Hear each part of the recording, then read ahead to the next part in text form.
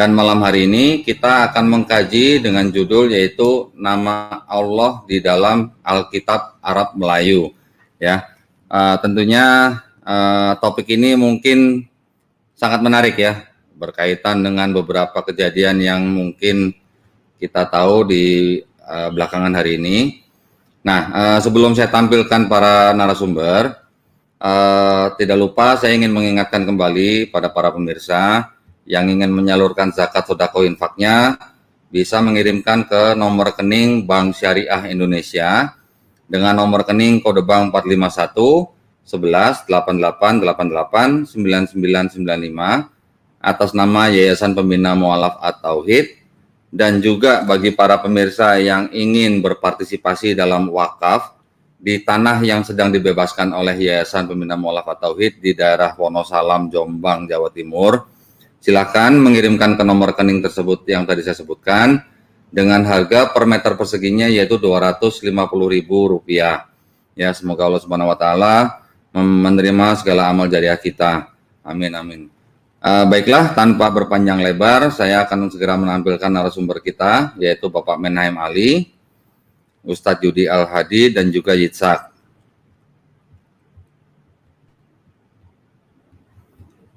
Assalamualaikum warahmatullahi wabarakatuh, Pak Ali, Ustadz Yudi. Waalaikumsalam warahmatullahi wabarakatuh. Waalaikumsalam warahmatullahi wabarakatuh. Bagaimana kabar Pak Dondi dan Ustadz Yudi?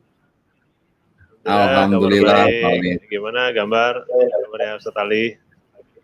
Alhamdulillah kita semua diberikan kesehatan. Mudah-mudahan ini semakin membuat kita mencintai Allah dan Rasul-Nya, insya Allah. Amin, amin, amin, Pak Ali. Ya. Ini Yitzhaknya mana Yitzhak ini? Kok nggak belum nongol ini Yitzhak? Belum muncul ya? Sebentar.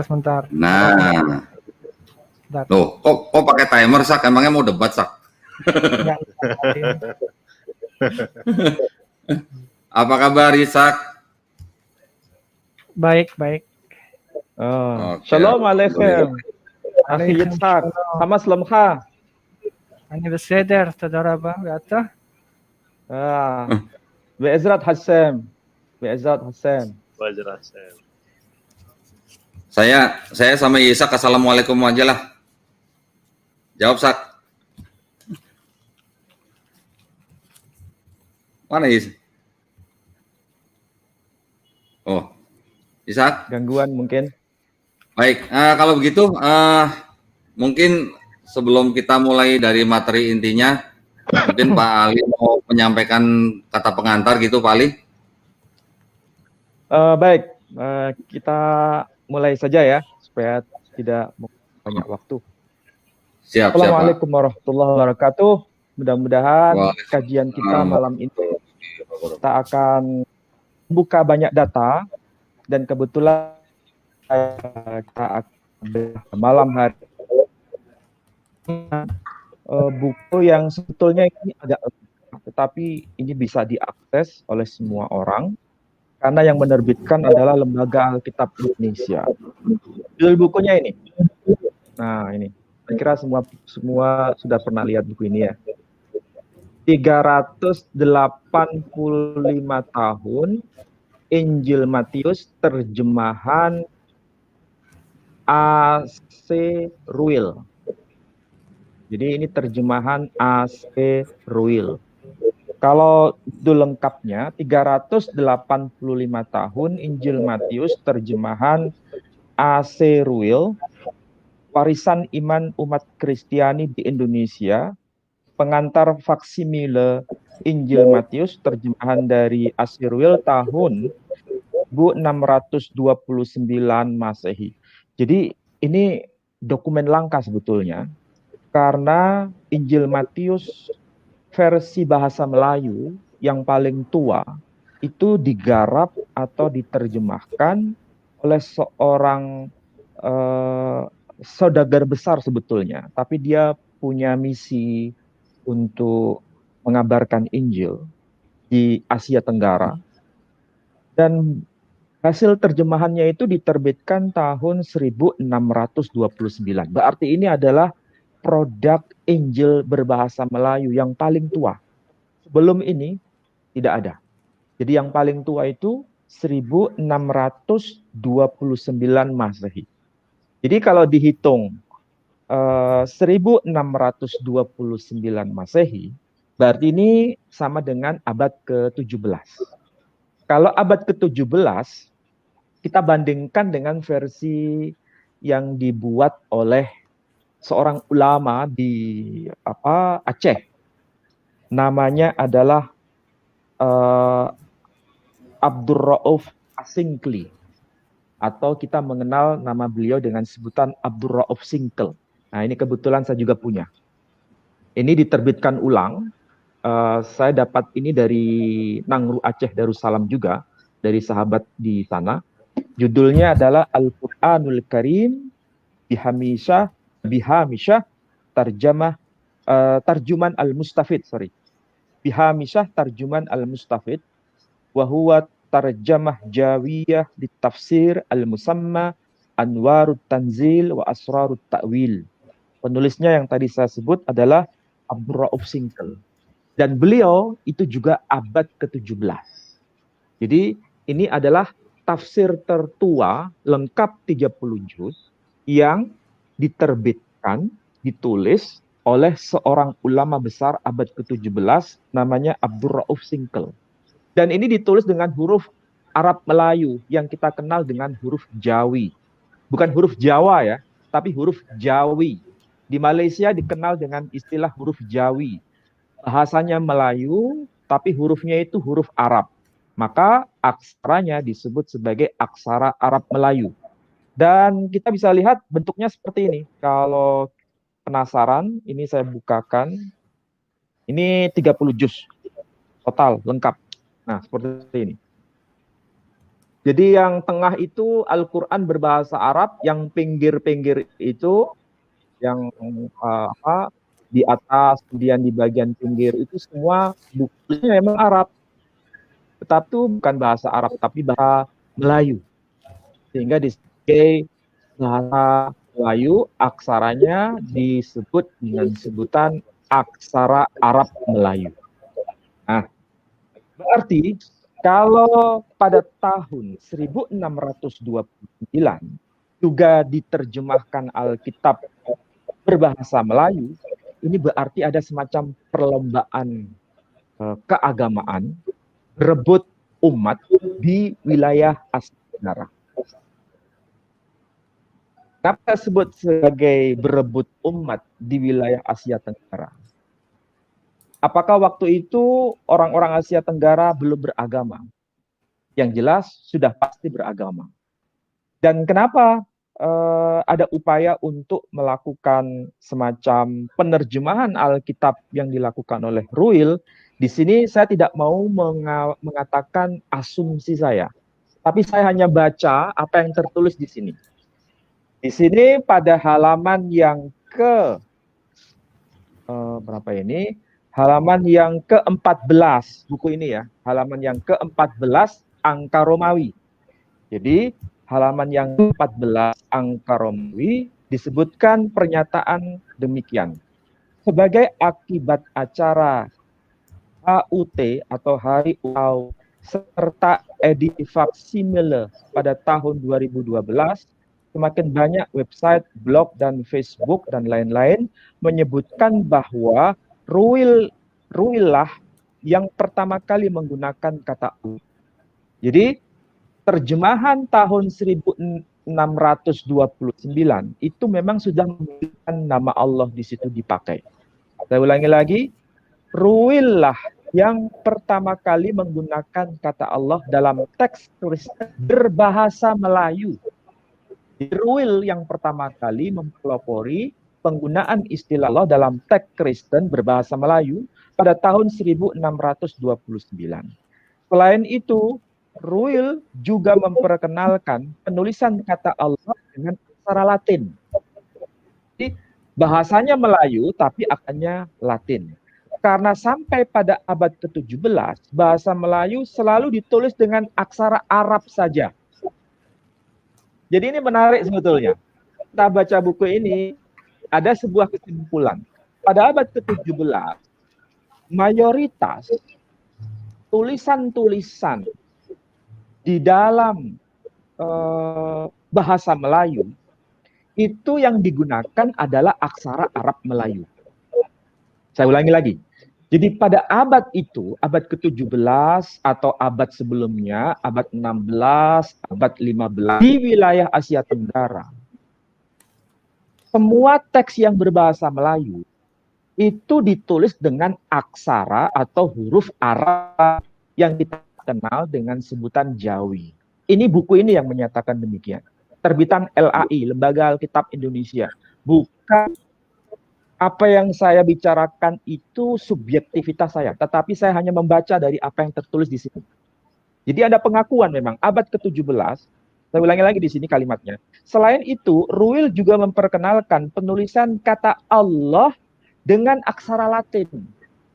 Sampai abad ke-17, bahasa Melayu selalu ditulis dengan aksara Arab saja. Jadi mayoritas saat itu bahasa yang dipakai bahasa Melayu hanya aksara Arab saja yang disebut sebagai aksara Arab Melayu.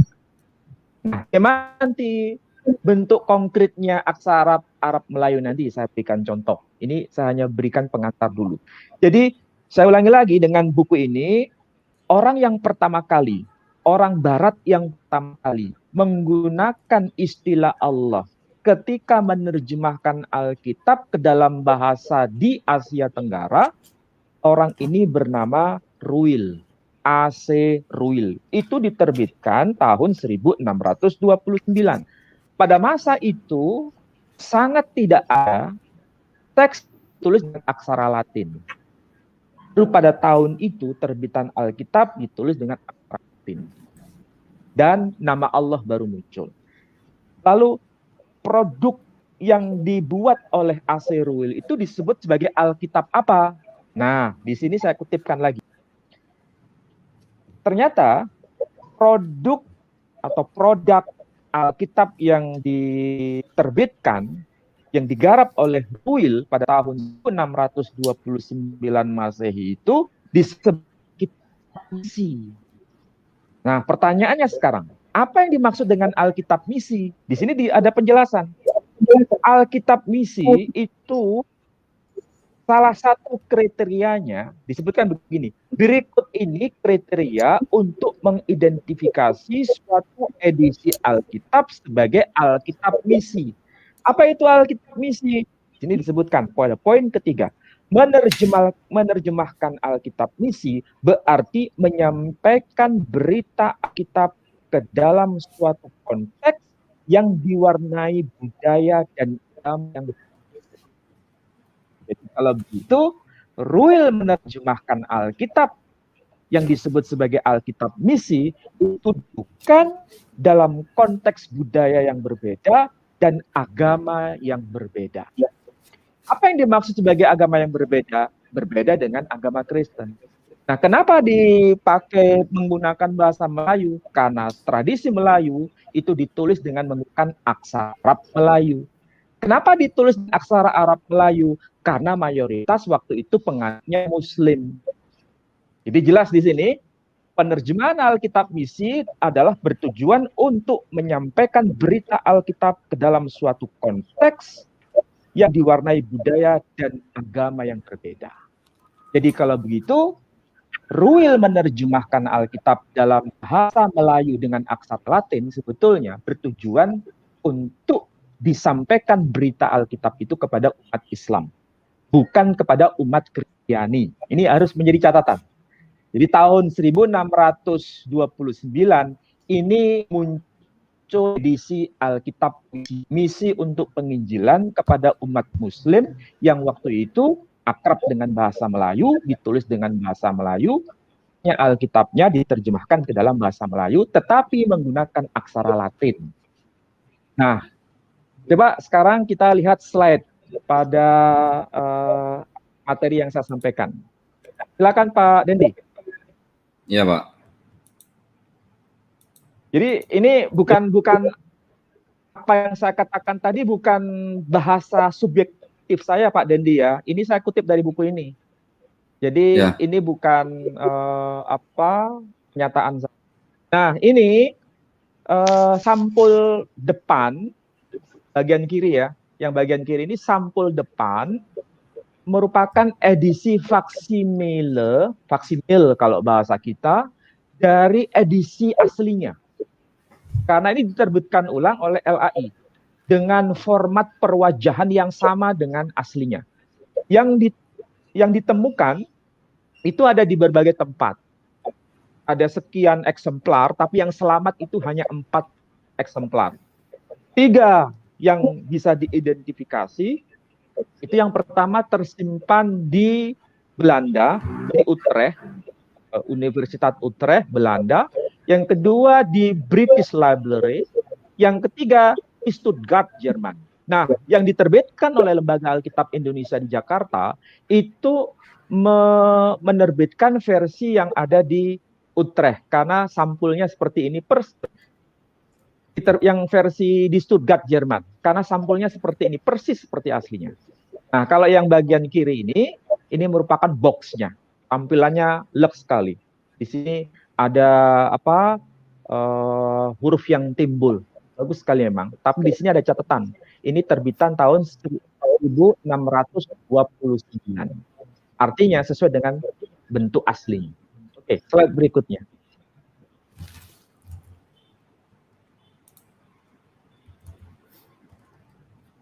Nah, ini ada sertifikatnya Pak Dendi.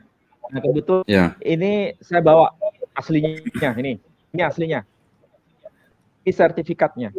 Sertifikatnya ditandatangani langsung oleh yang mengelola Laboratorium Biblika di Stuttgart, Jerman. Namanya Dr. Christian Hermann. Di sini ditulis dengan bahasa Inggris dan ada juga campuran bahasa Belanda. Ini saya bacakan. Certificate of Authenticity. Jadi ini sertifikat keaslian. Jadi Certificate of Authenticity. This certificate guarantees that accompanying facsimile edition is an authorized and authentic reproduction of the original book in the Dutch and Malay title. Het Nieuwe Testament does it het nieuwe verbond on 6 Heren Jezus Christus in Nederduits en de Malays in der Christelijke wetgeving overgezet. Yang Testamentum Baharu. Nah, di situ ada tertulis Testamentum Baharu, itu maksudnya perjanjian baru. Jadi ini campuran antara bahasa bahasa Latin ya dengan bahasa Melayu. Makanya disebut Testamentum Baharu. Artinya yang dijanji baharu dari Tuhanku Yesus Kristus bersalim kepada bahasa Hulanda dan bahasa Melayu seperti yang adilan bahasa Grigu. Grigu itu sebetulnya Greek. Greek itu artinya Yunani. Jadi disalin dalam bahasa Belanda dan bahasa Melayu sebagaimana yang aslinya awalnya dalam bahasa Grigu, bahasa Yunani. Ini sertifikatnya asli. Dan ini ditandatangani oleh yang mengelola di Stuttgart, Jerman.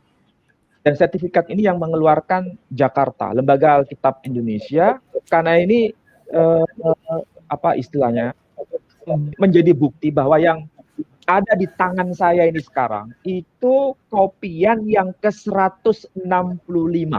Jadi ini dicetak terbatas memang. Jadi jumlahnya tidak banyak.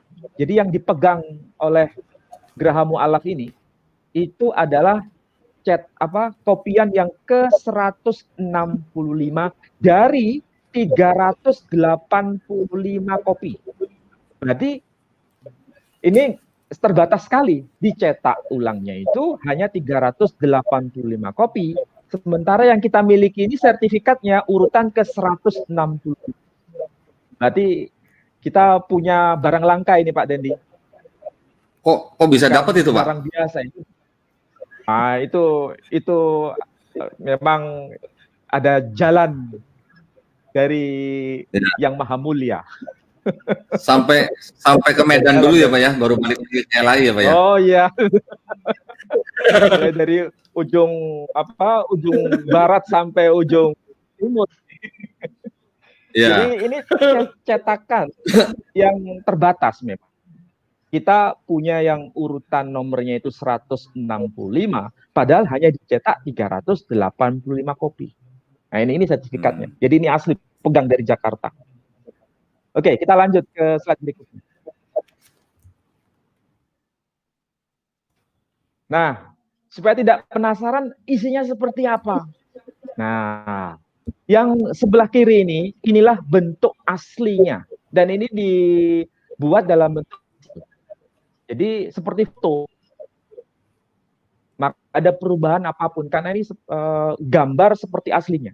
Bukan dilukis secara manual, tapi ini di foto kemudian dicetak ulang. Makanya tulisannya seperti ini, hurufnya seperti ini. Dan kita melihat perwajahannya memang agak asing ya bagi kita, karena ini adalah format abad ke-16, abad ke-17, tulisannya seperti ini. Kalau kita pernah baca The Geneva Bible itu Alkitab abad pertengahan yang ditulis dalam bahasa Inggris, itu menggunakan kaidah-kaidah kebahasaan Elizabethan English, jadi bahasa Inggris versi Elizabeth.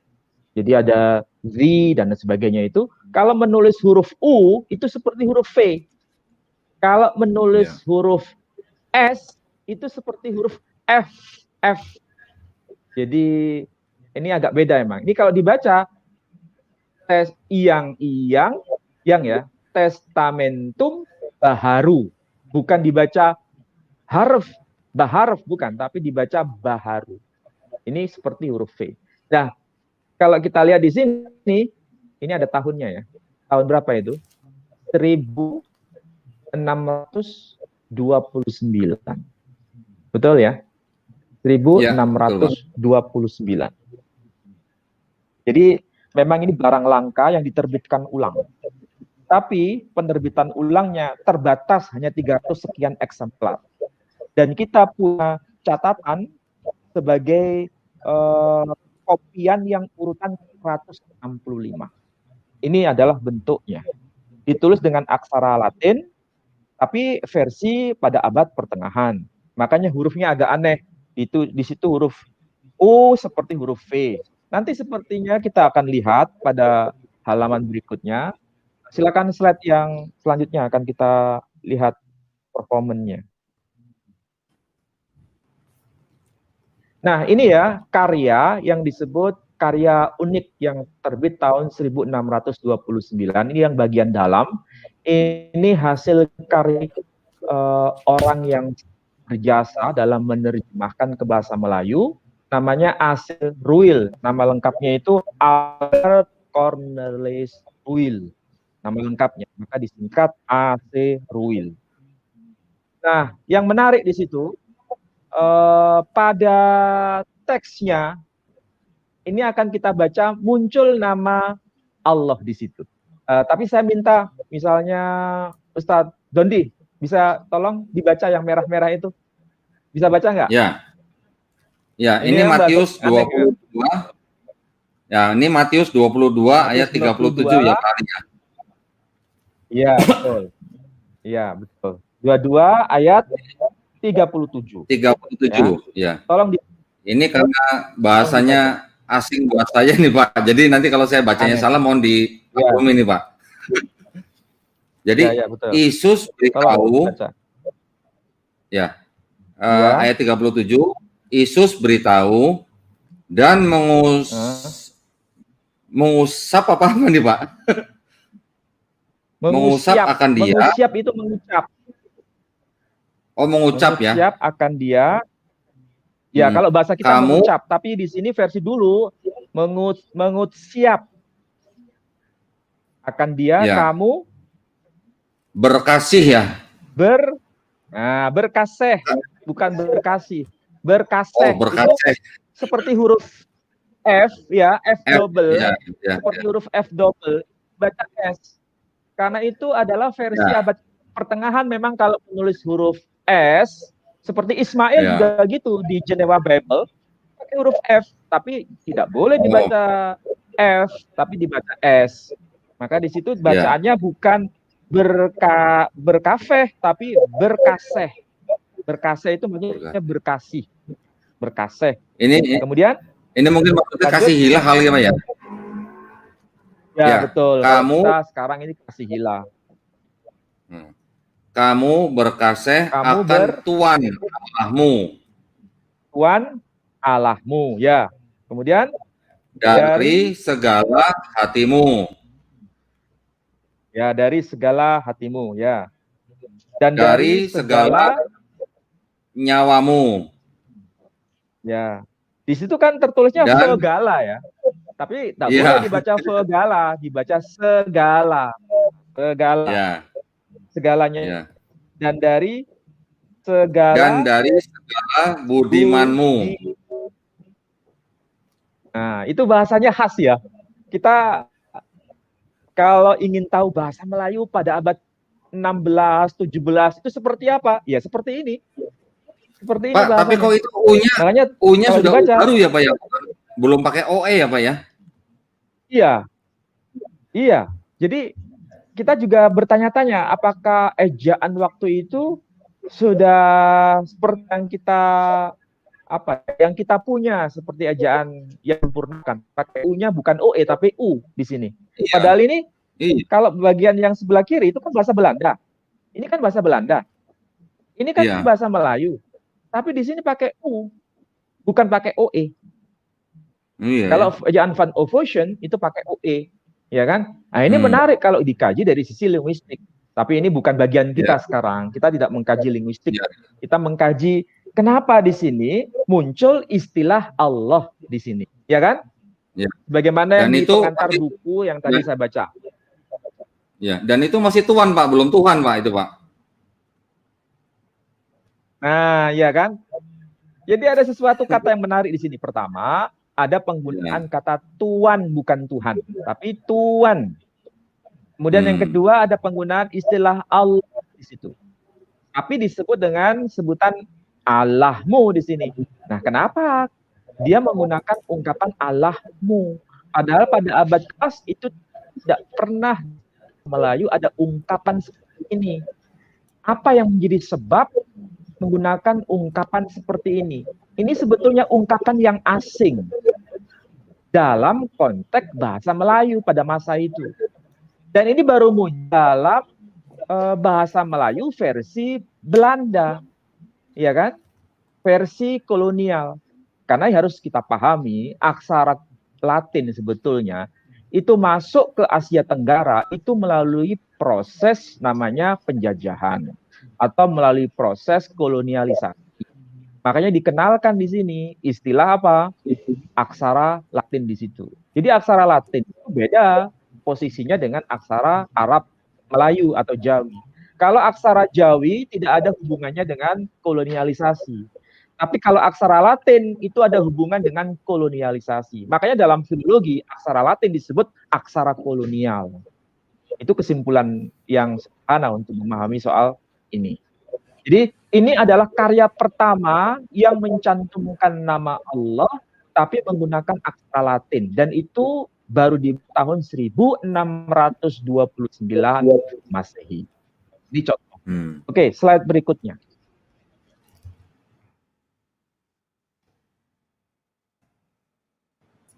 Nah, kalau ini adalah terbitan dari Lembaga Alkitab Indonesia.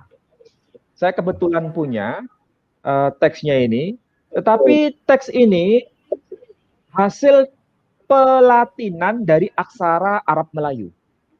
Ya, karena di dalam pengantar buku ini itu disebutkan memang merupakan hasil pelatinan dari aksara Arab Melayu. Berarti logikanya sebelumnya telah ditulis dalam aksara Arab Melayu.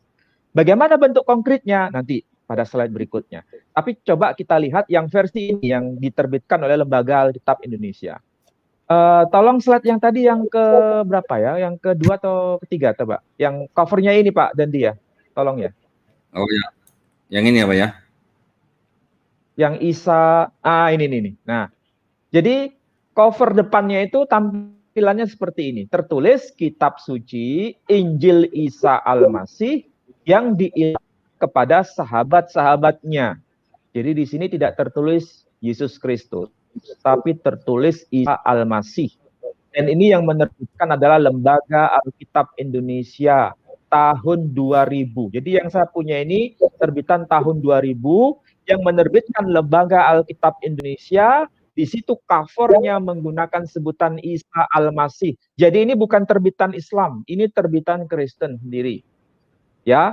Dan ketika saya buka di bagian dalam, ini yang saya punya itu cetakan pertama tahun 2000 sebanyak 5.000 eksemplar. Pak Dondi punya ini ya? Punya nggak, Pak Dondi? Ya, kayak sih punya, Pak. Ya, coba bisa tunjukkan ya kepada pemirsa. Coba. Ini saya tutup dulu ya, Pak ya. Punya? Ini, Pak ya? Oh ya. Oh ya, sama berarti.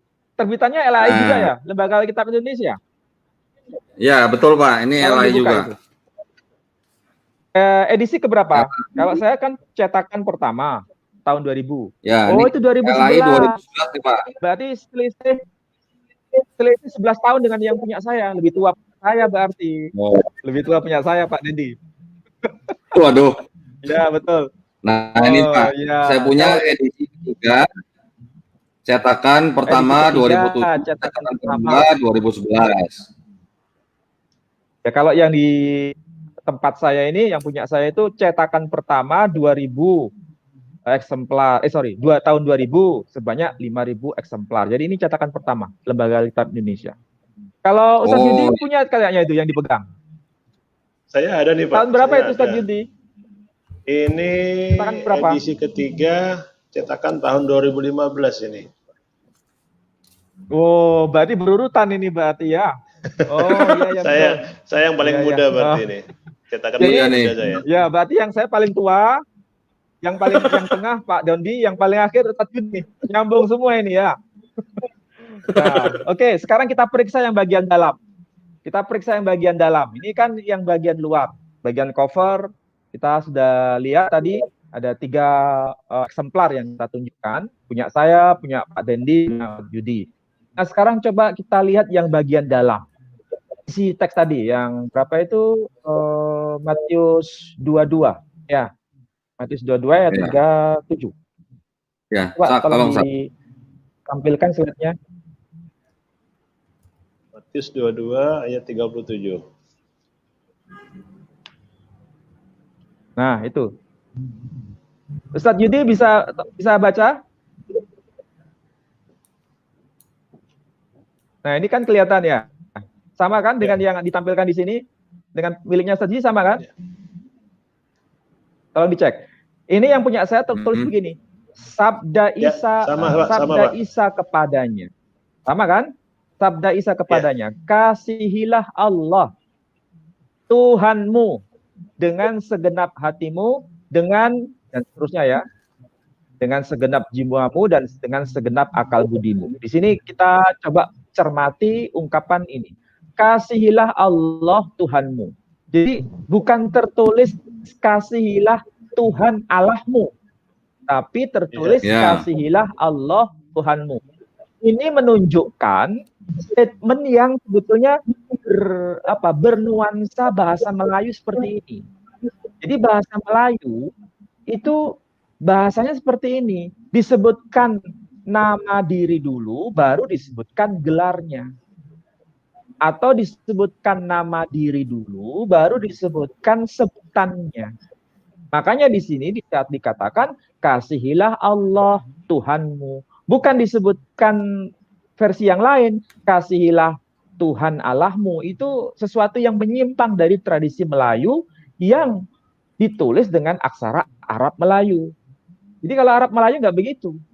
Tapi kalau bahasa di luar dari konteks tradisi Arab Melayu, munculnya lain lagi.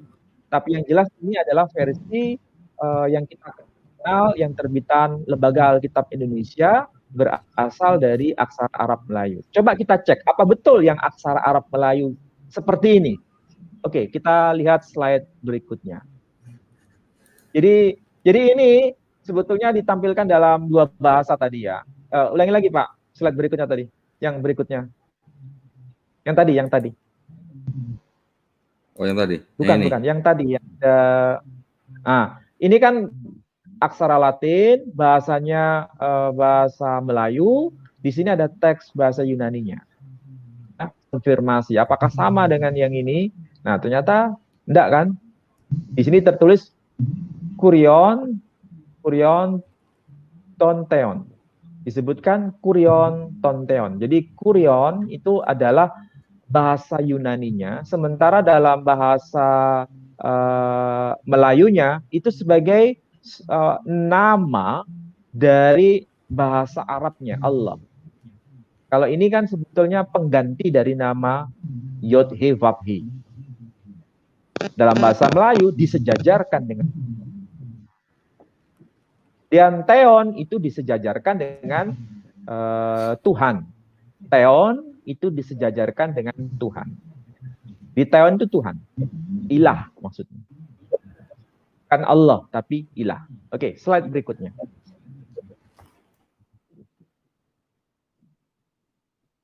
Nah, ini Pak. Ini adalah ya yang ditulis dengan aksara Arab Melayu. Ya, tolong diperbesar ya ini ya. Diperbesar yang ini, coba bisa diperbesar.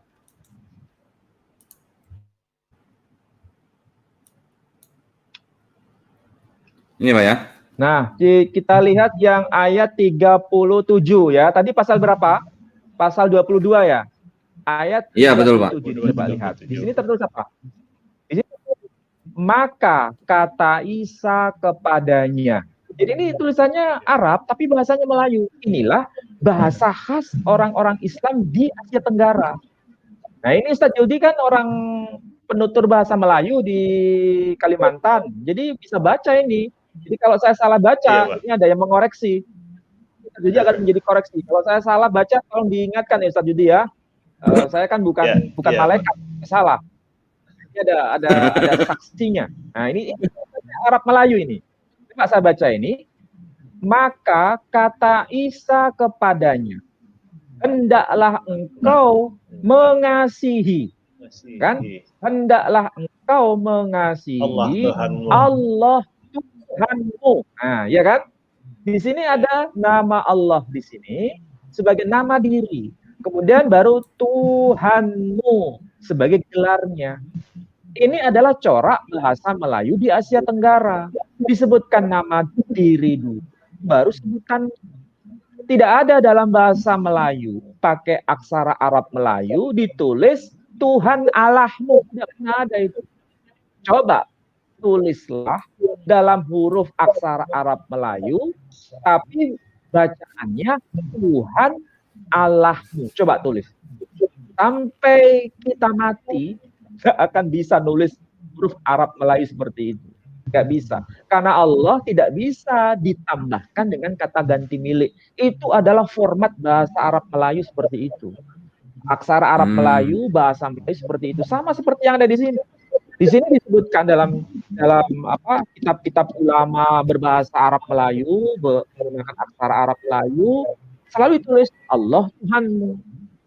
Jadi Tuhan kalian, Tuhanmu, iya pakai tulisan seperti ini. Tuhanmu ya begini tulisan. Tidak ada Allahmu, Allahnya, Allahku, tidak bisa. Harus ditulis nama diri, Allah sebagai nama diri, baru Tuhan. Makanya di sini saya ulangi lagi. Hendaklah engkau mengasihi Allah Tuhanmu dengan seluruh. Allah Tuhanmu dengan sebulat-bulat hatimu dan dengan segenap jiwamu dan dengan segala ingatanmu. Jadi ini bahasa Melayu. Ingatanmu. Tapi ingat di sini nama Allah disebut sebagai nama diri, baru kemudian disertai hutan gelarnya. Tuhanmu sebagai gelarnya. Ini aslinya seperti ini Pak Dendi. Dan Ustadz Yudi sudah tahu ini. Jadi ada nggak bacaan saya yang keliru Ustadz Yudi? Ada nggak? Ya, betul Pak, betul Pak, betul Pak. Betul ya? Berarti saya nggak menipu ya? Kata Isa. Iya Pak, betul Pak. Jadi betul nggak? Di sini tertulis nama Isa, betul nggak? Iya, nama Ya, Isa di Isa. sini, bukan nama Yesus di sini.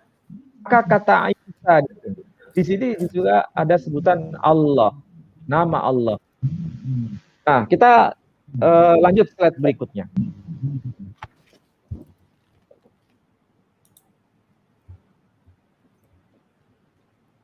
Oh, ini yang Yohanes Pak ini. Yohanes pasal berapa ini ya? Ini pasal 20. Tadi pasal berapa Pak Dandi? Ini Yahya ini, Yohanes. maksudnya Injil Yahya Yohanes. ini pakai ya. Ya, 20 ayat 17 Pak. Yohanes 2. Tolong diperbesar ya, supaya saya bisa baca. Ayat 17 ya. Nah, lagi-lagi di sini ada nama Isa di sini, ya kan? Coba lihat ini. Maka kata Isa kepadanya. Ini ada nama Isa. Maka kata Isa kepadanya. Jadi, ini merupakan sebuah fakta real ya, yang harus kita pahami. Ini tidak masuk bicara soal doktrinnya. Ada orang mengatakan Isa bukan Yesus, Yesus bukan Isa. Saya nggak bicara itu. Saya bicara mengenai ini ada fakta, ada bukti terbitan dalam aksara Arab Melayu yang diterbitkan itu adalah Alkitab, Perjanjian Baru, Injil Yohanes, disebut dengan Injil Yahya. Yang menerbitkan itu bukan pihak Muslim, tapi pihak Kristen. Ini fakta real. Yang digunakan adalah nama Isa. Kalau ada orang Nasrani nolak bahwa itu bukan Isa, kalau pakai Isa salah, ya itu kan silakan mereka berpendapat seperti itu. Tapi yang jelas pada masa era Belanda itu dipakai nama Isa ini. Pertanyaannya kenapa orang-orang Belanda itu menggunakan nama Isa di sini? Ada apa? Berarti mereka memang bertujuan untuk apa? Membuat Alkitab misi supaya dipahami melalui budaya dan sesuai dengan konteks agama yang berbeda. Waktu itu kan mereka orang-orang di Asia Tenggara kan penganut Muslim, mengenal betul nama Isa dan tulisannya seperti ini. Makanya dipakai nama Isa di sini. Iya kan? Itulah hakikat dari Alkitab misi.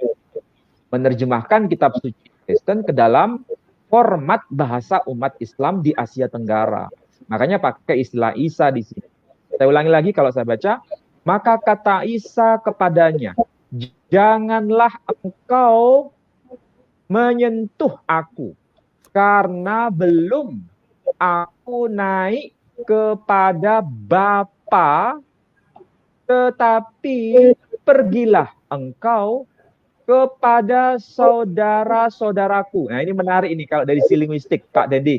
Kalau zaman saya dulu, kalau membuat kata double, rumah-rumah, itu kan nggak ditulis rumah 2 kali kan enggak. Kita tulis pakai angka kan, angka 2 di belakangnya. Rumah, terus di angka 2, berarti dibaca apa? Rumah-rumah, gitu kan? Nah, ini berasal dari tradisi Melayu sebetulnya.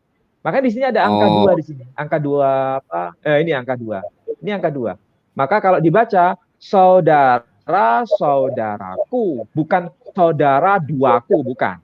Kalau dibaca saudara duaku salah, berarti nggak ngerti bahasa Melayu. Kalau bahasa Melayu pakai aksara Arab begini. Saudara-saudaraku serta berkata kepadanya bahwa aku naik kepada apa ini? Bapakku. Ya, ini jadi kalau saya baca ulang, bahwa aku naik kepada Bapakku dan Bapamu, yaitu Tuhanku dan Tuhanmu. Nah, coba. Jadi di sini menggunakan istilah Tuhanku dan Tuhanmu. Tidak ada kata Allah ya Pak ya di sini. Jadi apa? Ya, nggak ada kata Allah, bukan Allahku dan Allahmu, tapi Tuhanku dan Tuhanmu di sini. Jadi istilah Allah tidak bisa ditambahkan dengan kata ganti milik, itu tidak bisa. Itu pelanggaran kaidah bahasa Arab Melayu. pelanggaran terhadap gramatika bahasa Melayu dan sekaligus pelanggaran terhadap bahasa Indonesia itu sendiri. Jadi kalau begitu ada apa? Kenapa dibolak-balik? Ada semacam dekonstruksi di sini. Ada semacam pengrusakan bahasa Melayu karena tujuan tertentu. Jadi kalau saya menggunakan ungkapan pengrusakan bahasa Melayu, karena bahasa Melayu tidak pernah ada ungkapan Allahku, Allahmu, tidak pernah ada. Yang ada adalah Tuhanku dan Tuhan.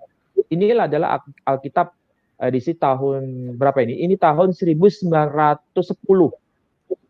Ini 1910 dapat kita kenali seperti ini. Ini yang disebut Alkitab versi Celeber seperti ini. Oke, kita lanjut berikutnya. Berikutnya nih yang tadi itu yang KSI, Pak. Yang ini sih. Ya. Tadi sudah dibahas. Saya mau tunjukkan saya mau tunjukkan yang versi terjemahan baru, boleh, Pak? Untuk yang Yohanes 20:17. Boleh. Ya, boleh. Supaya kita tahu bedanya ya, Pak ya. Ya.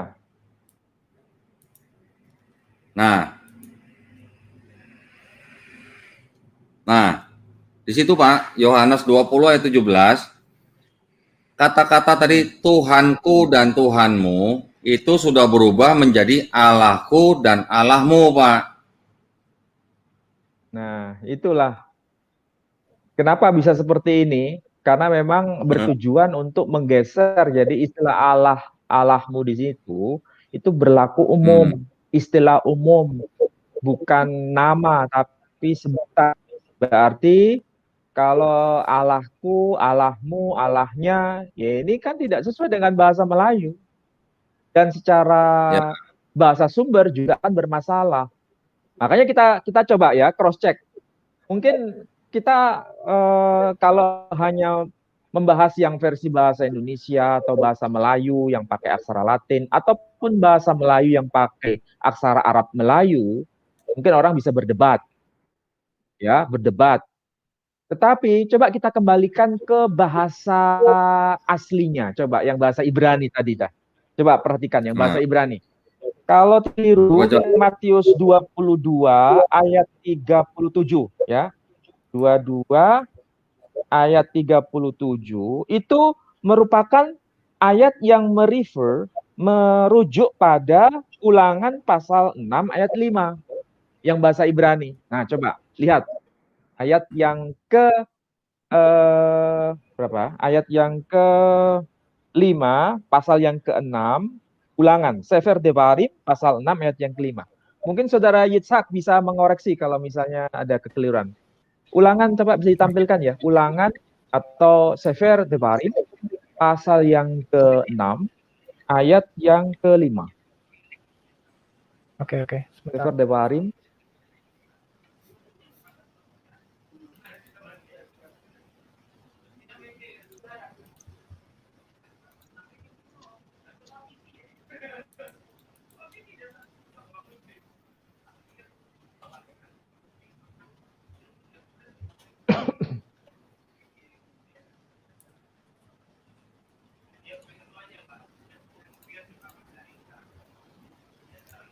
Kalau bisa disejajarkan dengan yang versi Saadia Gaon ya.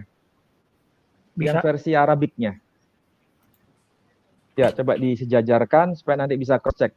Apakah ada sesuatu yang konsisten atau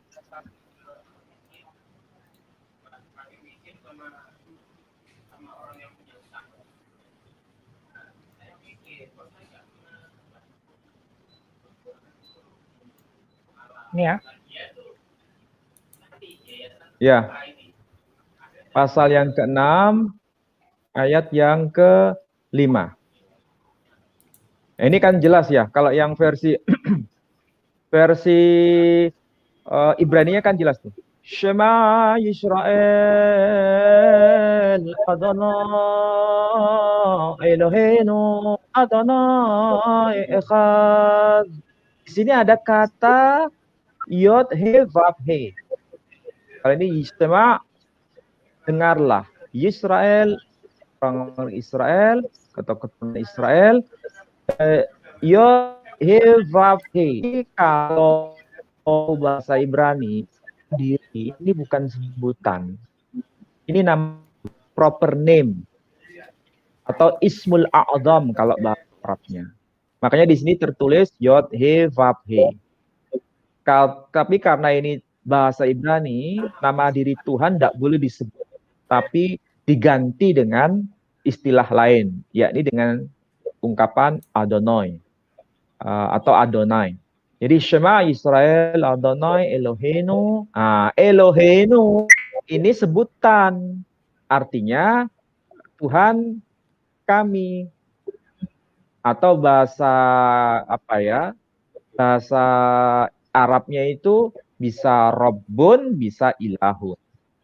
Jadi Eloheinu, Ilahuna kalau bahasa Arabnya, atau Rabbuna. Adonai Echad. Jadi Adonai ini adalah nama diri. Echad berarti satu. Jadi kalau diarabkan seperti apa? Nah, kita coba lihat versi Yahudi seperti apa. Coba kita lihat yang versi Yahudi. Yang teks Saadia Gaon seperti apa. Ada di kanan. Di kanan kelihatannya. Oh, ini teks lanjutannya ya. Nah, ini ada teks lanjutannya nih. Ve'ahavta et Adonai et Ve'ahavta et Adonai Elohecha vechol levavcha vechol nefsecha uvechol meodecha. Jadi cintailah Hashem atau Adonai dengan segenap hatimu, vechol levavcha, vechol nafsecha, dengan sepenuh jiwamu, nafsecha, uvechol meodecha, dan dengan sepenuh akal budimu, meodecha. Jadi ini merupakan sebuah bukti bahwa Yesus itu mengutip dari ayat ini. Ya, mengutip dari ayat ini. Jadi ini saya kira sesuatu yang harus dipahami bahwa Elohecha itu mengacu pada sebutan umum. Kalau Yod He Vav He itu nari. Nah, Gaon bicara di apa yang bahasa Arabnya itu? Ini Targum apa nih? Ini yang kita lihat pada Targum Saadia Gaon. Di sini ada huruf aneh kan? Hurufnya aneh. Kenapa? Karena kalau dibaca ini bukan Ibrani. Ya, kalau dibaca bukan bahasa Ibrani tapi bahasa Arab. Ini ada huruf alef, lamet, he. Kalau dibaca itu adalah Allah. Ini sejajar dengan ini. Yod He Vav He sejajar dengan ini. Allah Rabbuka. Jadi Allah Rabbuka. Apa Rabbuka? Allah proper name sebagai nama mana? Allah name. Nah ini. Commonly transcribed Yod He Vav He. Proper name of the God in the Bible. Jadi ada proper name sama He. Jadi apa yang kita jumpai dalam aksara apa tadi itu sudah betul. Allah Tuhanmu sejajar dengan Yod He Vav He Elohecha, sejajar dengan Allah Rabbuka. Tadi itu Allah mana tadi? Allah Rabbuka. Nah ini Allah Rabbuka, sejajar tadi itu. Jadi Allah Rabbuka, ini Allah Rabbuka sejajar dengan Adonai, sejajar dengan Allah Tuhanmu dalam huruf Arab Melayu tadi. Ini konsisten sebetulnya. Jadi kalau kita lihat versi Ibraninya, kemudian kita lihat versi bahasa Arab, versi Yahudi itu juga seperti ini, Allah Rabbuka, ini. Kemudian kita lihat di Asia Tenggara, huruf Arab Melayu juga disebut Allah Tuhanmu. Itu sudah betul. Itu sudah betul. Kemudian kita pertegas dengan terbitan LAI yang tahun 2000 yang saya punya, Pak Dendi juga punya, juga disebut Allah Tuhanmu, juga sama. Tetapi kenapa kok jadi Tuhan Allahmu? Ini kan jadi problem. Dan itu yang membuat kita sebenarnya harus meluruskan. Itu bahasa yang sebetulnya merusak. Bahasa yang seharusnya diluruskan. Bahasa yang seharusnya itu tidak bisa dipertahankan dari kaidah bahasa Arab salah, kaidah bahasa Ibrani salah, kaidah bahasa Melayu salah, kaidah bahasa Indonesia salah. Jadi kesalahan itu berlapis 4. Saya ulangi lagi, kesalahan pertama dari sisi bahasa Ibrani salah, karena bahasa Ibrani tertulis Yod He Vav He Eloheha. Berarti Yod He Vav He nama diri Tuhan. Yang kedua, dalam versi bahasa Arab Yahudi menyebutkan apa? Allah Rabbana. Kita dalam bahasa Melayu Allah Tuhanmu. Hurufnya Arab, bahasanya Melayu. Ditulis Allah Tuhan. Dalam versi bahasa Indonesia yang diterbitkan ulang oleh LAI sendiri juga disebutkan Allah Tuhanmu. Jadi sudah benar itu. Tapi kenapa kok ada referensi yang menyebut yang menyebut Tuhan Allahmu? Ini adalah kesalahan yang berlapis-lapis. Dan ini harus diluruskan. Jadi kalau kita mau meluruskan ini berdasarkan 4 bahasa, mau bahasa Ibrani, mau bahasa Arab, mau bahasa Melayu, mau bahasa Indonesia, ini tidak bisa disangkal oleh ahli linguistik manapun. Semua pasti sepakat dengan ini. Masalahnya kita mau nggak untuk meluruskan itu. Dulu di Malaysia sampai turun jalan. Tapi di Indonesia saya tidak pernah seorang pun mau turun jalan untuk mau protes mengenai. Kalau seandainya ada, saya ada di depan sendiri untuk melakukan itu. Saya berani untuk ada di depan, untuk bersama-sama untuk berjuang, untuk meluruskan itu. Karena ini kesalahan yang fatal.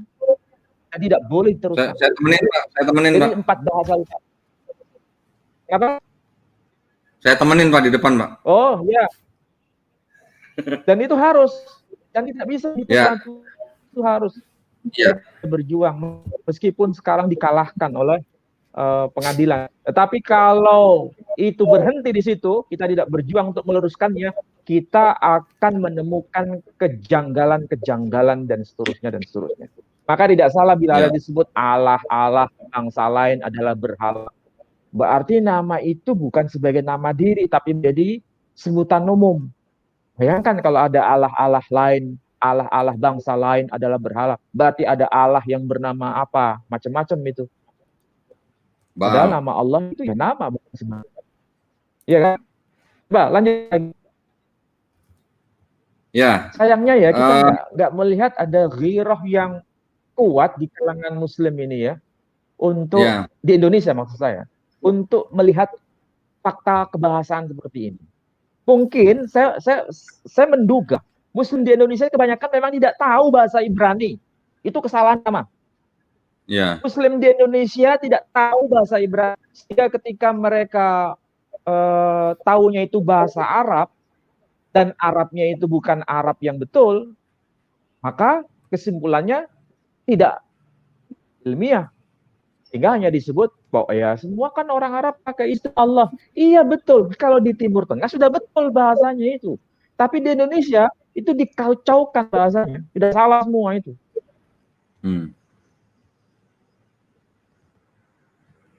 Oke, lanjut yang slide berikutnya. Sudah habis, Pak? Oh, sudah. Nah, diskusikanlah. Gimana itu? Nah, gini, Pak. Saya melihatnya jadi gini, Pak, mohon izin, Pak. Saya jadi melihatnya gini, Pak. Ya. LAI ini jadi sepertinya kok tidak seperti tidak concern atau bagaimana ya, Pak ya? LAI ini jadi seperti hanya tukang cetak aja gitu, Pak. Ruil mencetak seperti ini ya diterbitkan oleh LAI. Nanti yang KSI juga yang menerbitkan juga LAI juga. Padahal antara yang Ruil sama yang KSI sama yang terjemahan baru itu terbalik-balik gitu, Pak, kata Allah dan Tuhannya itu ya. Betul kan, Pak ya? Nah, di Matius 22:37 tadi di KSI ini dibilangnya Allah Tuhanmu. Sedangkan di terjemahan baru menjadi Ya. Tuhan Allahmu, kan begitu Pak? Jadi itu sama-sama terbitan LAI Pak, kedua-duanya gitu. Jadi kok sepertinya LAI tidak concern gitu ya, ada masalah atau enggak gitu loh dengan kata Allah Tuhanmu dibandingkan dengan Tuhan Allahmu gitu kan Pak. Padahal kalau buat umat Islam, sebetulnya kalau kita ya, kalau buat umat Islam kan Ya, terus, sangat krusial, Pak. Sangat krusial kalau yang namanya Allah itu ya proper name gitu kan, Pak ya. Kalau Tuhan Ya. itu adalah generic name kan begitu. Nah, saya hanya Ya. ingin menunjukkan sedikit, Pak. Kita nggak usah jauh-jauh lah. Kita di Indonesia saya tunjukkan dari KBBI dulu dah, Pak.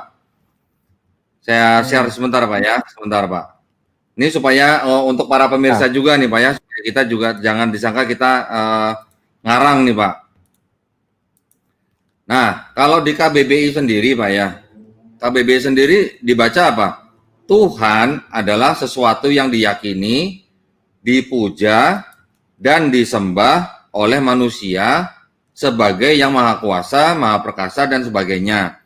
Artinya itu kan kata Tuhan di situ kan sebagai generic name, Pak ya?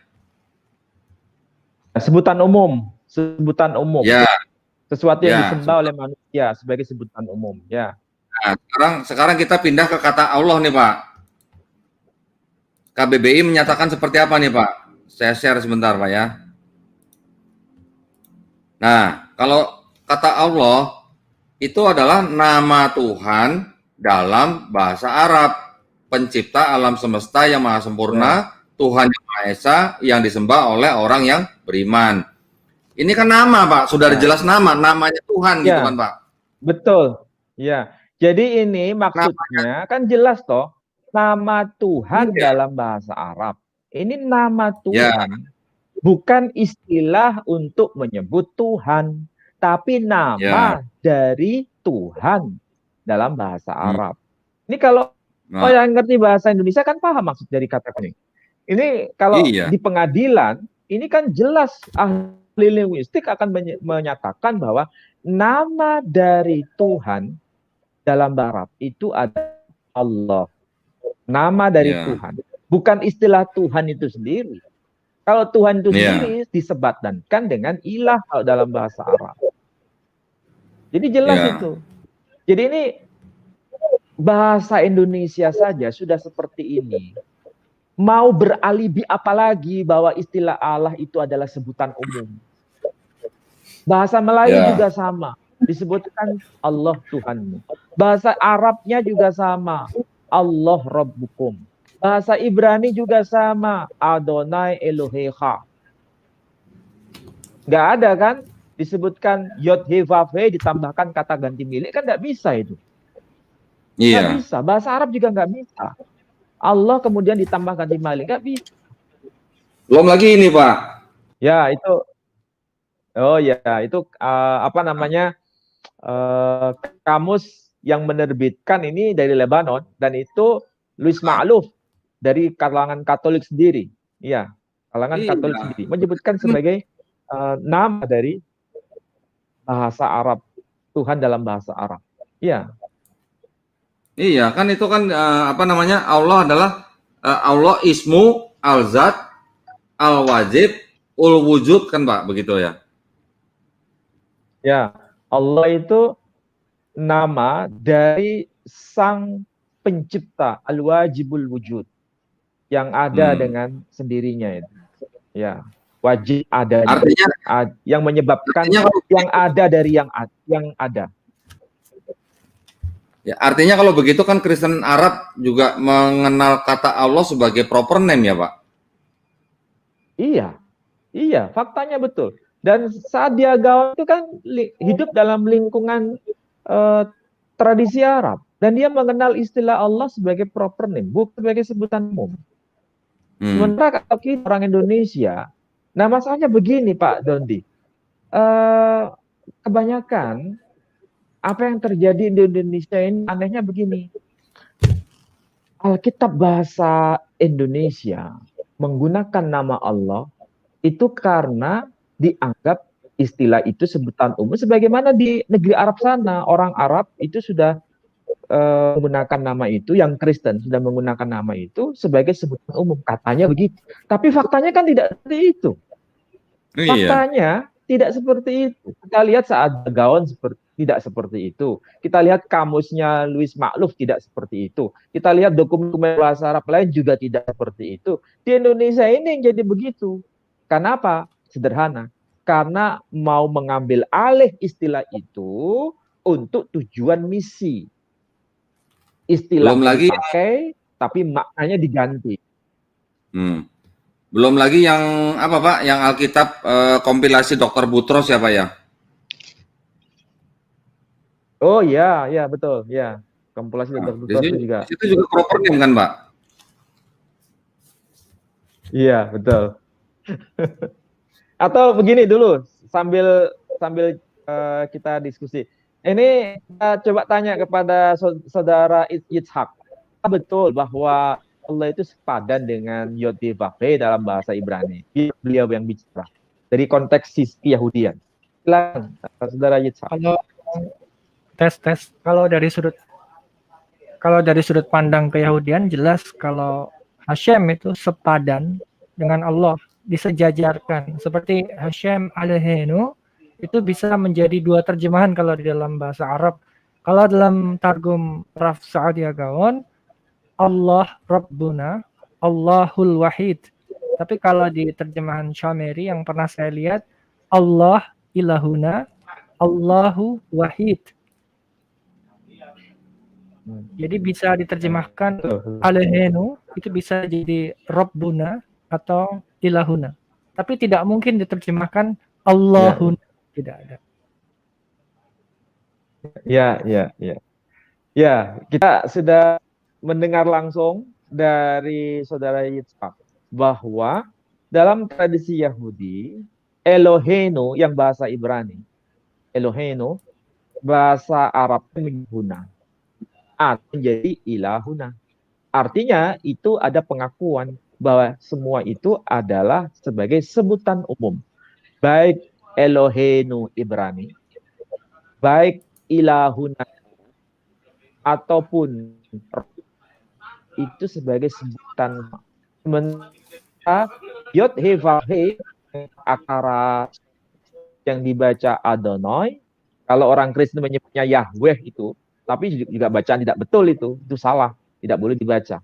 Yod-Heh-Vav-Heh disepadankan, dianggap sama dengan 4 aksara suci Allah dalam versi bahasa Arab.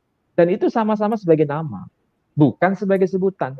Itulah sebabnya dalam gramatika bahasa Arab, Rabbuna ada, Ilahuna ada.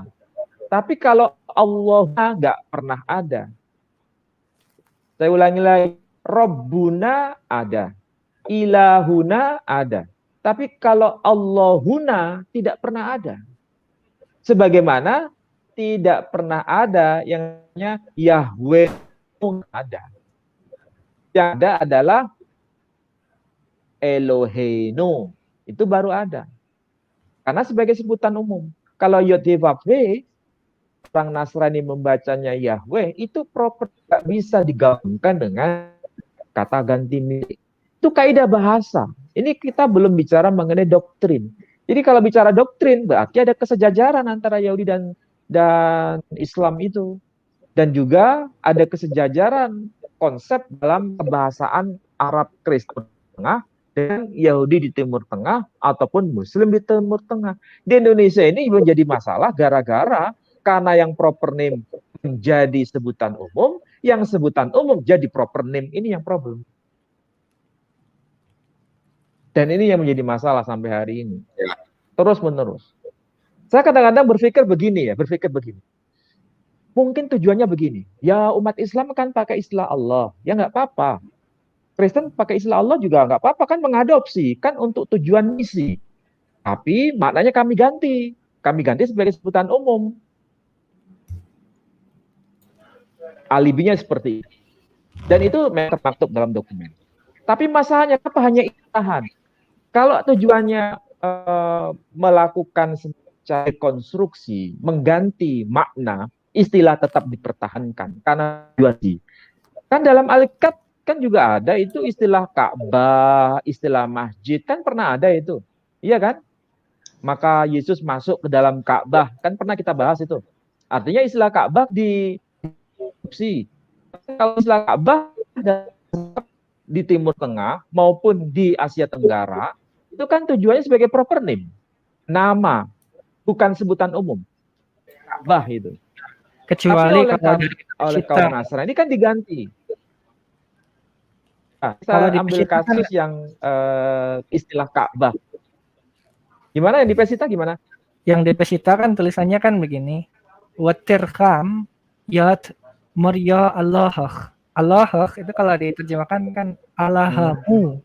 Tapi Allah di situ kan bahasa Syria, Iya, bahasa betul. Arab. Jadi sejajarnya antara Allah itu dengan Ya, apa namanya dengan Allah, sementara Maria sejajarnya dengan Hashem gitu. Jadi itu berbeda. Nah, kalau orang yang ya, tidak betul. paham masalah Ya, ini, ya, dia akan tertukar di situ seolah-olah membenarkan LAI. iya, iya. Jadi dalam Targum Yonatan ataupun Targum Enkelos, sebagaimana yang dikatakan oleh saudara tadi, itu betul bahwa dalam bahasa Syriak ataupun dalam bahasa Targum versi Yahudi maksud saya. Kalau di dalam kekristenan kan tidak mengenal istilah Targum ya. Kalau dalam bahasa Yahudi itu mengenal Targum dalam bahasa Aram. Makanya disebut Targum, meskipun arti harfiahnya itu tarjamah sebetulnya. Tapi istilah Targum itu melekat dalam konteks agama Yahudi. Jadi kalau bahasa Aramnya kan disebut Allahah. Allahah itu artinya ya maksudnya sama dengan Tuhanmu. Sama dengan Arabnya ilahuka. Atau sama dengan bahasa Ibrani Elohecha. Jadi sebutan umum. Sedangkan Maria itu pengganti dari kesakralan nama suci Yod-Heh-Vav-Heh. Jadi tetap dibaca dengan sebutan pengganti. Namanya nggak dimunculkan. Jadi kalau bahasa Arabnya ya jelas Allah itu sebagai nama diri. Tidak sepadan dengan Allaha versi bahasa Aram atau Syria. Kalau Allaha itu sepadan dengan ilahun, sepadan dengan Eloah, sama sepadan dengan elah, itu sepadan. Jadi nggak sepadan dengan Yod He Vav He maksud saya. Begitu. Ada satu hal yang apa Ya, apa Pak Dendi? di dalam bahasa mau Syria Ya. yang izin klasik. Pak. Ya, Satu-satu saya nggak dengar. Satu-satu. ya silakan Sak, silakan Sak. Jadi tadi kan bahas masalah Allah. Allah itu kan sepadannya kalau di Ibrani itu kan Elohim. Elohim kalau dia berdiri sendiri, Allah itu menjadi Elohim. Nah, ya. Ternyata dalam bahasa Syria kalau menyebut Elohe itu jadi jamak. Jadi kalau di Aramaik itu ada gimana contohnya misalnya? Jadi gini, kalau di bahasa Aram yang dipakai di Targum itu ada istilah Eloha. Eloha itu sepadan dengan Elohim, tetapi ada Elohaya. Elohaya itu jamak daripada Eloha. Nah, kalau di dalam klasikal Syriak itu dia memakai Eloha untuk tunggal, untuk Elohim, dan dia memakai Elohe. Jadi belakangnya bukan O lagi, tapi Elohe. Sama dengan Shlicha, Shliche, itu menjadi tunggal jamak. Jadi untuk istilah Elohim, Aherim, atau kalau ilahun itu tunggal, kalau yang jamaknya apa Pak Ali? Di bahasa Arab? Ilah-ilah. Aliha. Alihat. Alihat. Jadi Aliha. Aliha. Jadi kalau Allah, bahasa Arabnya Aliha. Ilahun, sementara Elohe itu Aliha. Padahal itu sebetulnya kajian linguistik. Iya, tolong displaynya bisa dibikin sama semua nggak besarnya? Bisa. Nah, saya kirain Ustadz Yudi tidur tadi Pak Ali, jadi biar nggak tidur, saya mau minta kesempatan buat Ustadz Yudi buat kasih pendapat Pak Ali. Kasihan ya sebentar lagi udah mau tidur itu Ustadz Yudi. Saya menyimak dari tadi. Tapi ini menarik. Ya, tradisi Melayu mungkin bisa ditapatkan. Ya. Pak Ali, saya ada kitab suci Taurat. Oh, ya. Betul. Ya, ini yang cetakan di 2010, revisi tahun 2010. Kalau kita lihat yang di ulangan, kitab ulangan pasal 5, itu disebutkan di ayat 6. Di situ disebutkan, akulah Allah Tuhanmu, akulah Allah Tuhanmu, yang membawa engkau keluar dari tanah Mesir, dari tempat perhambaan. Di ayat 6-nya tertulis, akulah Allah. Kemudian, Allah. akulah Allah Tuhanmu. Kalau yang di terjemahan baru, Pak, itu akulah Tuhan Allahmu, terbalik, Pak. Ya, terjemahan baru, akulah Tuhan Allahmu. Nah, kemudian di ayat 11 itu jelas di sini dituliskan, jangan menggunakan nama Allah, jangan menggunakan nama Allah, Tuhanmu, dengan sembarangan. Karena Allah akan memandang bersalah orang yang menggunakan namanya dengan sembarangan. Nah, ini menariknya di sini, Pak. Berarti di saat Allah itu sebagai nama Tuhan kan? Sebagai nama di sini. Berarti kan Allah sebagai nama Tuhan. Jangan gunakan ini menariknya nama di sini, Allah Pak, ada lagi. Secara sembarangan. Dalam Jadi kalau prakatanya di sini. Ya. Nah, ini, Pak. Kelihatan, Pak ya. Nah, di sini Yahweh disepadankan dengan Yahweh Allah. Di sini dengan Allah. Iya, betul. Iya, disepadankan. Betul. Iya. Kan? Enggak jelas, Ustaz Yudi. Ya, Yod He ini disepadankan dengan Allah di sini. Yahweh sama dengan Allah ya. Nah, itu dia. Ya. Di sini. Ini. Nah, itulah Pak yang bikin bingung begini, kan? Pak. Di situ kalau itu yang terbitin LAI, Pak. Berdasarkan bukti itu. LAI juga. Ini LAI juga. Kan aneh ya. Juga. Makanya ini kan problem. Tapi kalau kita mengacu, kalau kita mengacu dari kan jelas menyebutkan jangan menyebut nama Tuhanmu dengan berarti Allah sebagai nama, jangan disebut secara sembarangan. Kalau diganti sebagai sebutan, itu kan berarti menyebut dengan secara sembarangan. Diganti dengan Tuhan Allahmu, kan menyebut dengan cara sembarangan.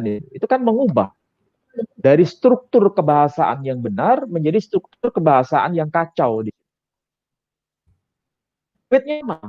Jadi yang salah ini apa? Kecuali kalau yang menerbitkan penerbit yang berbeda. Yang satu LAI, yang satu non-LAI. Ini sama-sama LAI, menyebutkan dengan cara yang berbeda. Jadi kalau dicari siapa akar masalahnya, itu dia sendiri. Konsisten sebetulnya, harus milih salah satu, tidak bisa dipilih dua-duanya. Dan ini yang membuat umat Islam di Indonesia itu resah, membuat umat Islam di Indonesia itu resah. Umat Islam di Singapura resah. Satu-satunya yang masih selamat di Asia Darussalam. Satu-satunya yang bisa bertahan dan mempertahankan itu. Karena ulamanya betul-betul sudah konsisten dan didukung oleh umat dan oleh raja. Sementara kalau di Indonesia, di Malaysia, Singapura, kelemahan kita ada di pengadilan. Kelemahan kita ada di Mahkamah Agung. Karena di sana orang mulai bermain-main dengan materi, kemudian keputusan yang sudah final diubah dengan cara yang tidak fair di situ. Jadi ini problem sebetulnya, bukan hanya problem umat Indonesia, di Malaysia juga resah, di Singapura juga resah. Kita seakan-akan tidak punya daya sekarang. Kapan kita bisa turun ke jalan? Dan kita mulai rapat untuk itu. Dan saya siap berada di depan. Cuma masalahnya, kapan kita bisa mulai? Allah Akbar. Tidak, ini akan dibiarkan terus, kita akan. Dan ini yang bersepakat dengan kita, ini bukan hanya kita, tapi dengan itu, saudara kita kaum bagian pun juga sepakat dengan itu untuk menghilangkan nama Allah kita.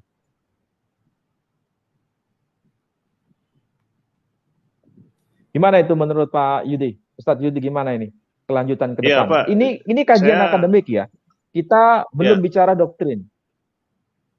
Saya melihat di sini kan tidak ada konsistensi daripada LAI. Saya malah curiga di dalam LAI sendiri ada problem memang Pak dalam tubuh LAI sendiri.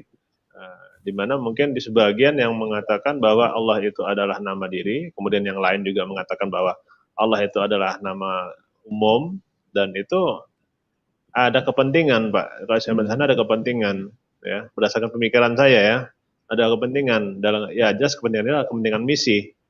Dengan misi. Nah, ini yang perlu kita dobrak sebenarnya, Pak. Kita perlu dobrak ini, dan kita perlu munculkan ke permukaan bahwa sebenarnya umat Islam di Indonesia ini sangat resah dengan keadaan seperti ini, karena dengan mereka memakai nama Allah sebagai nama umum atau gelar umum, ini jelas suatu bentuk misi yang terselubung lah ya kan. Bahkan sekarang bisa dianggap terang-terangan mereka juga memakai bahasa-bahasa daerah dan itu diikut sertakan nama itu sebagai gelar umum atau nama umum. Nah ini sangat meresahkan Pak, dan kita harus bergerak secepatnya. Iya betul. Iya. Jadi ini bukan kasus bahasa Indonesia, kasus bahasa daerah juga sama. Di bahasa Aceh juga begitu, nama Allah dipakai sebutan umum. Dalam Minang juga dipakai sebagai sebutan umum. Dalam bahasa Bugis dipakai sebagai sebutan umum. Allah itu umum. Dalam bahasa Banjar dipakai sebutan umum. Dalam bahasa Dayak dipakai sebagai sebutan umum. Dalam bahasa Jawa dipakai sebagai sebutan umum. Dalam bahasa Madura dipakai dalam sebutan umum. Semua bahasa dirusak oleh LAI sekarang. Semua dirusak. Tapi begini, saya harus hati-hati bicara. Ketika nama Allah yang asli, nama khusus, nama pribadi, kemudian dijadikan sebagai sebutan umum, itu dilestarikan sampai sekarang. Terus dipakai sebutan umum, sebutan umum, sebutan umum. Allah itu. Kita seakan-akan tidak peduli. Tapi coba kita belajar dari kasus yang hampir sama. Dulu, dalam terbitan sebelumnya, nama masjid itu dipakai. Kan itu kan sebagai nama khusus. Tempat ibadah umat Islam. Tetapi kenapa sekarang kok dihilangkan? Sekarang kan diganti, bukan pakai Islam lagi, tapi diganti dengan rumah ibadah. Iya kan? Rumah ibadah. Jadi kalau di dalam kajian kita sebelumnya, masjid dimunculkan. Ya, istilah masjid dipakai dulu dalam Alkitab Kristen. Tapi kemudian dibuang, karena dianggap menyamai umat Islam. Makanya namanya Masjid Kristen kan dulu pernah Isadrah itu menggunakan istilah Masjid Kristen. Sekarang diganti menjadi gereja Kristen. Dulu namanya Masjid Kristen, diubah. Di Alkitab juga disebut masjid. Sekarang diubah, nggak dipakai lagi. Kemudian Ka'bah juga begitu, sebagai sebutan umum. Dianggap, iya kami pakai istilah Ka'bah, tapi kan sebutan umum. Iya kalau konsisten dipakai sebutan umum, sebenarnya kan harus dipakai sampai sekarang. Kenapa kok dihilangkan istilah Ka'bah, dihilangkan? Masjid dihilangkan, tapi kenapa nama Allah dipertahankan tapi dalam konteks sebutan umum? Berarti ada sesuatu yang ingin dimainkan di situ. Betul, Pak. Jadi kalau kita ada dua alternatif. Mau meluruskan nama Allah dipakai dalam istilah nama khusus, nama pribadi, sama kalau memang mereka mau pakai, tetap pakai istilah masjid. Dipakai. Ka'bah harus tetap dipakai karena nama Allah juga dipakai. Silakan pakai, tidak apa-apa. Ketiga-tiganya dipakai. Mau pakai nama masjid, gereja diganti dengan istilah masjid, silakan apa-apa. Meskipun dimaknai sebutan umum, tapi harus konsisten. Ini kan nggak konsisten. Masjid nggak dipakai, Ka'bah nggak dipakai, tapi istilah Allah dipakai. Ini kan nggak konsistennya di situ. Tapi kalau mau dihilangkan semua. Kalau masjid dihilangkan, Ka'bah dihilangkan, pemakaian istilah itu, nama Allah juga harus dihilangkan. Tinggal pilih di antara dua. Pakai semuanya atau hilang semua. Hanya ini yang dipakai, yang lain dihilangkan. Itu kan sesuatu yang nggak konsisten. Betul, Pak. Betul, Pak. Contoh seperti ini, Pak. Ketika ditanyakan siapa Tuhanmu, ya, kepada orang Kristen, pasti menyebutnya dengan Yesus Kristus. Tidak pernah menyebutkan sebagai Isa Al-Masih, sebagai Tuhanku. Jelas. Iya, itu kan sebagai bentuk tidak konsistennya mereka. Ya. Ya sekarang yang masih dilematis itu penggunaan istilah Isa Al-Masih itu. Karena di antara dua kubu saling bentrok kan. Ada yang nggak sepakat pakai istilah Isa Al-Masih, ada yang sepakat pakai Islamasi. Karena memang ada kepentingan untuk dakwah, untuk misi Kristen itu. Betul, Pak. Seperti saya sebutkan tadi, mau Pak, di Madura pakai kepentingan istilah Isa misi. Al-Masih. Iya. Ada kepentingan. Nah, itu problemnya di situ. Ya, persoalannya sekarang kapan kita harus menata bergerak? Ini bukan saya memprovokasi ya. Saya bertujuan untuk meluruskan apa yang keliru. Dari sisi akademik, kita bisa berdialog di meja hijau. Bisa.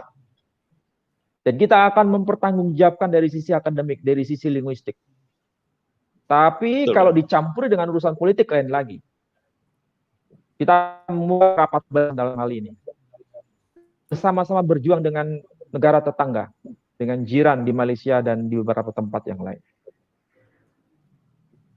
Siap, Pak Ali. Siap. Saya kira itu Pak Dendi ya.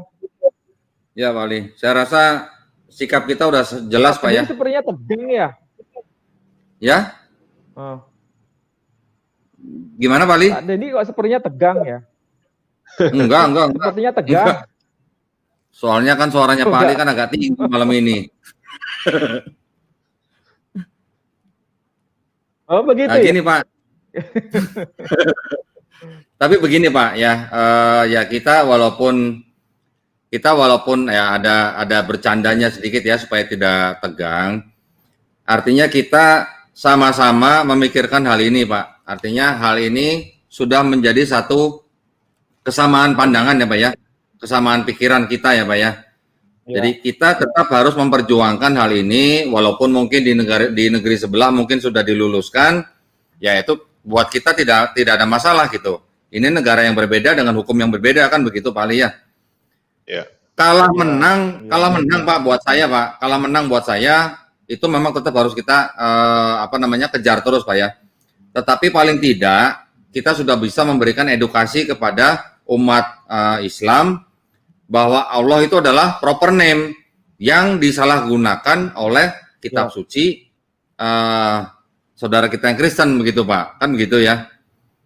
Jadi kita hanya minta ketegasan, karena kalau kita melihat daripada dokumen-dokumen yang Pak Ali tunjukkan pada malam hari ini, yang saya tunjukkan, yang Ustadz Yudi tunjukkan, itu di situ sudah terjadi ketidakkonsistenan begitu Pak. Yang di sini sebagai proper name, yang di Ustadz Yudi sebagai proper name, tetapi yang di terjemahan baru sebagai title atau generic name, yang Bapak tunjukkan tadi itu juga lain lagi ya. Bahkan di dokumen yang tadi Pak Ali tunjukkan, belum ada kata Tuhan kan Pak, baru kata Tuhan tuh Pak ya. Belum, iya nah, betul. Iya. Hal-hal seperti itu memang harus dipertegas Pak. Kalau memang mau dipakai ya harus sebagai proper name, atau dihilangkan sama sekali kan begitu Pak ya. Ya, betul. Ya. Jadi opsinya hanya dua Pak Dendi. Kalau mau pakai, jadi opsinya hanya dua. Kalau mau pakai, pakailah sesuai dengan bahasa Indonesia yang benar sebagai proper name. Dalam bahasa Malaysia juga sebagai proper name. Dalam bahasa Arab juga sebagai proper name. Dalam bahasa Ibrani versi Yahudi juga sebagai proper name, sejajar dengan proper name Yod-Heh-Vav-Heh. Itu sudah sepakat semua, tidak ada perbedaan. Jadi kalau mau pakai, kembali pada penggunaan yang betul sebagai proper name. Kalau memang tidak mau pakai, itu lebih baik. Jadi opsinya dua, mau pakai atau tidak mau pakai. Jangan setengah-setengah, dipakai tapi diselewengkan maknanya. Ini yang kita tuntut di situ. Jadi ini tidak ada hubungannya dengan masalah Arab. Jangan beralibi ini sudah dipakai oleh orang-orang Kristen di Timur Tengah. Betul. Kalau kita mau bicara itu, kita akan bicara mengenai dokumen tetua, siapa yang pertama kali menggunakan bahasa Arab dalam dokumennya. Nanti kita akan tunjukkan kitab Talmud.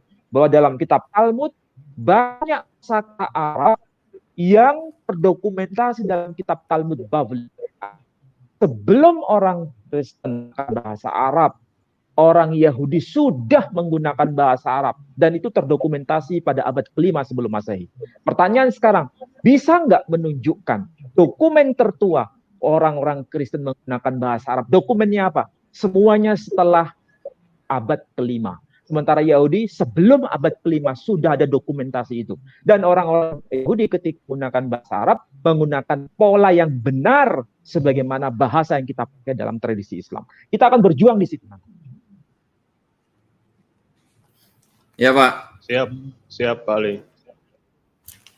Ya Pak, insya Allah kita nanti akan merapatkan barisan ya Pak ya. Gimana ini? Ya, yang jelas gini Pak. Ya, kita yang jelas akan coba yang jelas mungkin nanti gini dulu Pak. Kita siapkan dulu barisan, kita siapkan dulu materi yang akademis, bahkan sampai ke dokumen-dokumen tertua yang Pak Ali mungkin miliki. Nah, nanti kita atur strategi lagi Pak. Ya. Kita tinggal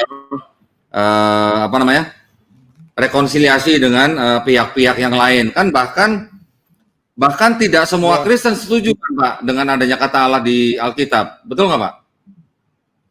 Iya, betul. Ya. Ada yang tidak sepakat untuk dipakai, iya, dihilangkan saja. Ingat nggak Pak, dulu kita kan pernah diskusi dengan pendeta Yakub Sulistyo kan Pak? Ya, Yakub Sulistyo dan beberapa gereja lain untuk menghilangkan istilah Allah dalam Kristen, baik sebagai nama diri maupun sebagai sebutan, itu lebih baik dikembalikan kepada realnya. Saya kira itu sesuatu yang tulus dalam berbicara apa adanya. Dan kita maunya juga seperti itu. Supaya tidak ada justru ini bertegang terus-menerus sampai hari ini. Dan celakanya ini mungkin terakhir yang harus saya sampaikan. Yang terakhir yang harus saya sampaikan, saya berpesan kepada saudara-saudara saya yang Muslim maupun yang ada di jajaran pemerintah maupun yang ada di luar pemerintahan. Cobalah baca Alkitab bahasa Indonesia yang ada sekarang. Tolong cari istilah Allah di dalamnya yang menyebutkan istilah jangan ada padamu Allah-Allah lain. Dan disebutkan Allah-Allah bangsa lain adalah baca kalimat itu, pasti mereka akan tersentak. Oh, ada seperti ini, pasti mereka akan tersentak. Masalahnya mereka tidak pernah baca mengenai dokumen itu. Kalau memang belum pernah baca, akan kita kirimi Alkitab itu kepada mereka. Terutama ini, Kementerian Agama. Kita berikan Alkitab bahasa Indonesia yang menyebutkan itu. Kita akan mau audiensi untuk bicara ini sepadanya. Jangan sampai ini nanti tidak dipahami, kemudian kita tidak mendapatkan tempat untuk berdiskusi. Kita akan mencoba untuk selanjutnya. Baik. Ya, saya kira itu Pak Dendi ya yang bisa saya sampaikan. Baik Pak Ali, terima kasih banyak Pak Ali. Mas Yudi, terima kasih banyak. Ya. Masukannya. Ngomong-ngomong tadi yang kitab suci Tauratnya mau dijual nggak Mas Yudi? Kalau dijual kirim bawah ya. Dokumen tuh. Terima kasih banyak juga buat Yitzhak ya malam hari ini. Mudah-mudahan giroh kita tidak berkurang Pak ya dengan masalah ini ya. Kita di sini hanya menyampaikan fakta dan data ya Pak ya. Jadi apapun yang kita sampaikan itu bukan asumsi kita, itu bukan karangan kita, tetapi itu nyata ada di dalam badan LAI sendiri kan begitu ya Pak ya. Di dalam LAI sendiri ada yang namanya ketidakkonsistenan. Nah, itu yang harus kita permasalahkan gitu ya Pak ya. Baik, kalau tidak ada lagi, kami tutup kajian kita pada malam hari ini. Semoga Allah merahmati segala usaha dan perjuangan kita. Dan juga terima kasih banyak atas perhatiannya. Kami juga mohon maaf atas segala kekurangannya.